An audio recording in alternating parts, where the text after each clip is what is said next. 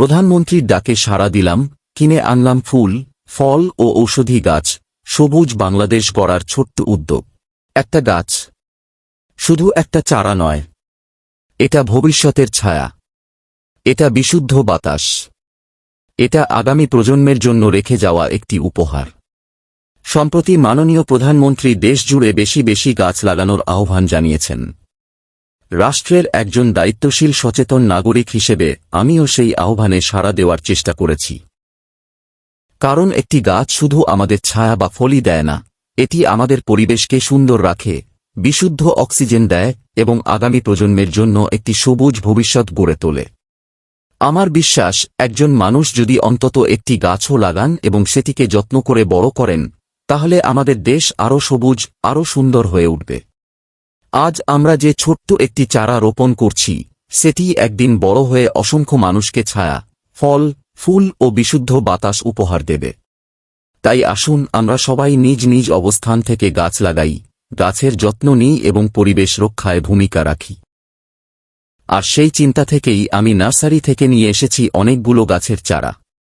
একটা দুইটা নয়, এনেছি অসংখ্য ফুলের গাছ, ফলের গাছ, আর এমন কিছু ঔষধি গাছ যেগুলোর মূল্য সময়ের সঙ্গে আরও বাড়বে। ভিডিওর শেষ পর্যন্ত থাকুন, কারণ আমি যে গাছগুলো সংগ্রহ করেছি তার অনেকগুলো হয়তো আপনার বাগানেও থাকা উচিত। প্রথমেই প্রবেশ করি ফুলের রাজ্যে। বন্ধুরা, একটি বাড়ি সুন্দর হয় শুধু দালান দিয়ে নয়, একটি বাড়ি সুন্দর হয় তার চারপাশের সবুজ আর ফুল দিয়ে।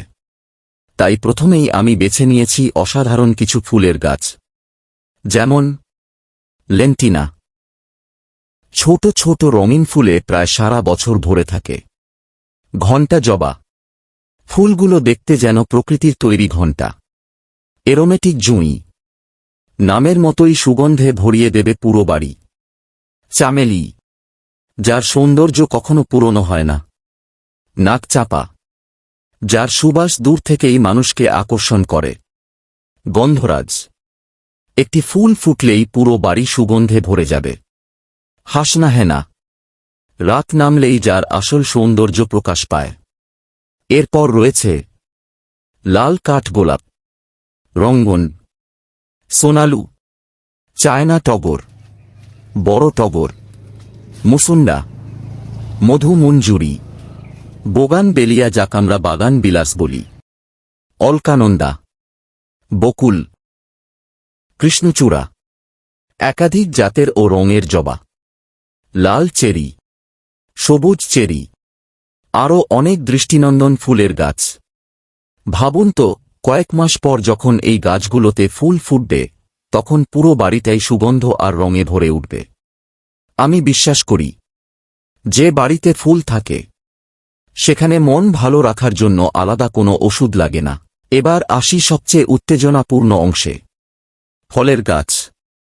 ভাবুন তো, নিজের বাগানের গাছ থেকে আপনি পেড়ে খাচ্ছেন টাটকা ফল, অথবা আপনার প্রিয় সন্তান বা প্রিয় স্বজন পেড়ে খাচ্ছে।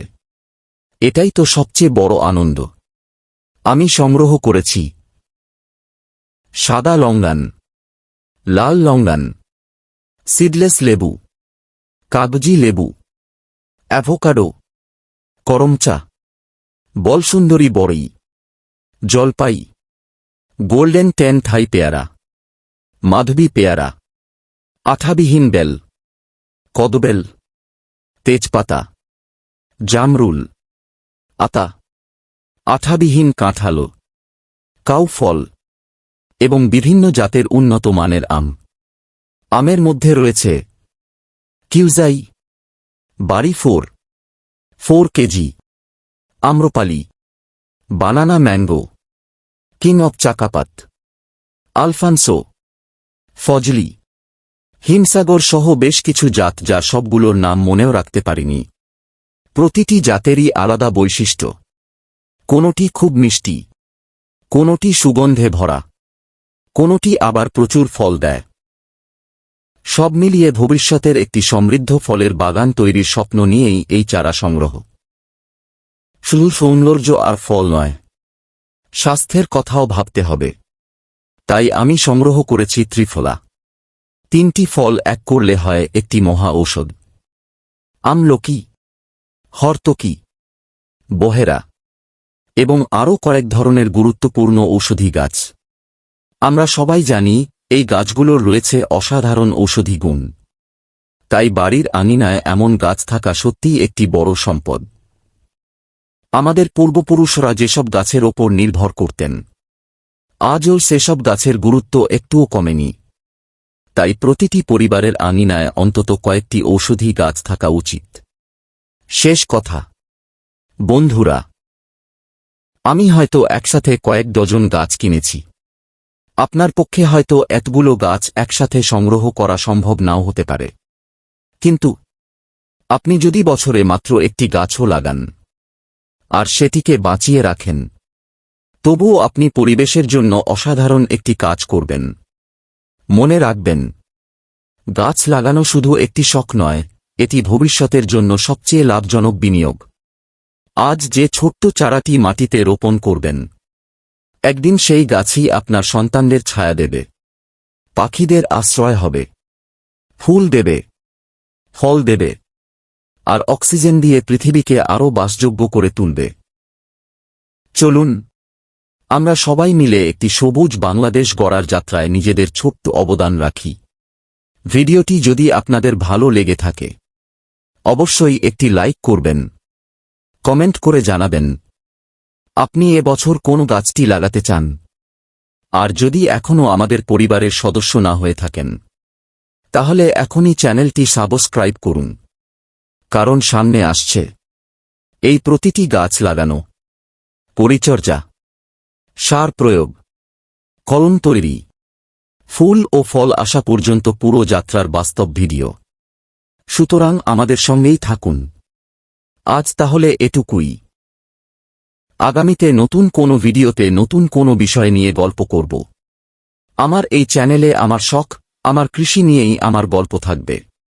ভালো থাকবেন। কৃষিতে সময় দিন, হোক সে যতই ক্ষুদ্র পরিসরে। ভিডিওটি দেখার জন্য ধন্যবাদ।